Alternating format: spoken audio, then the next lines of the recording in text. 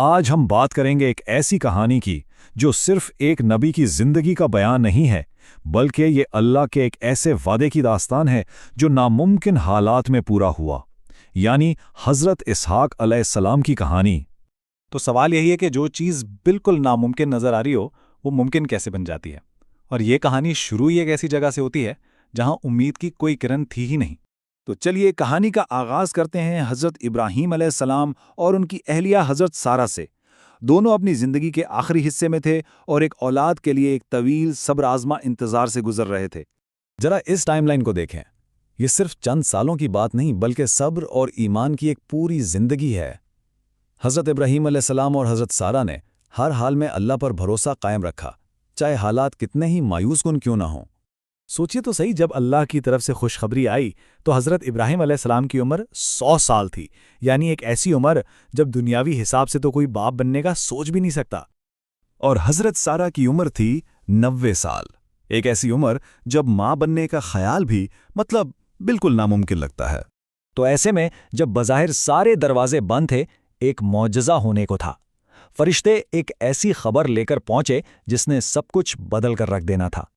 یہ صرف الفاظ نہیں تھے، یہ ان دعاؤں کا جواب تھا جو برسوں سے مانگی جا رہی تھیں۔ یہ اللہ کا وہ وعدہ تھا جو ان کی زندگی میں خوشیوں کی بہار لانے والا تھا۔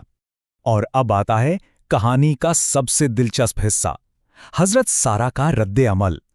جب انہوں نے یہ ناقابل یقین خبر سنی تو وہ بے اختیار ہنس پڑی، ایک ایسی ہنسی جس میں حیرت بھی تھی، خوشی بھی تھی اور شاید تھوڑا سا یقین نہ آنے والا احساس بھی۔ اور اسی ایک لمحے سے، اسی ہنسی سے ان کے بیٹے کا نام جڑ گیا، اسحاق، جس کا مطلب ہی ہے وہ ہنسے گا۔ یہ نام ہمیشہ اس معجزاتی لمحے کی یاد دلاتا رہے گا۔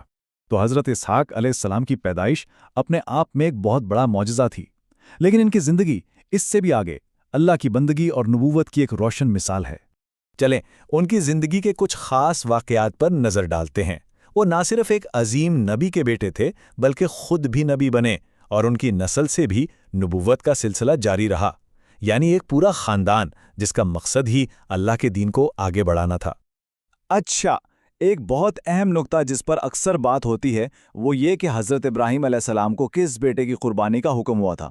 اس بارے میں مختلف روایات ہیں، کچھ کے مطابق وہ حضرت اسحاق علیہ السلام تھے اور کچھ کے مطابق حضرت اسماعیل علیہ السلام۔ بات یہ ہے کہ دونوں ہی اللہ کے عظیم پیغمبر تھے اور یہ واقعہ دونوں کے خاندانوں کے عظیم ایمان کو ظاہر کرتا ہے۔ لیکن اللہ کا وعدہ صرف ایک بیٹے تک ہی نہیں تھا، یہ تو بس شروعات تھی، ایک عظیم سلسلے کا آغاز، ایک ایسی نسل جس میں ایک کے بعد ایک نبی نے آنا تھا۔ ذرا اس سلسلے کو دیکھیں، حضرت اسحاق علیہ السلام سے نبوت کی یہ لڑی کیسے آگے بڑھی۔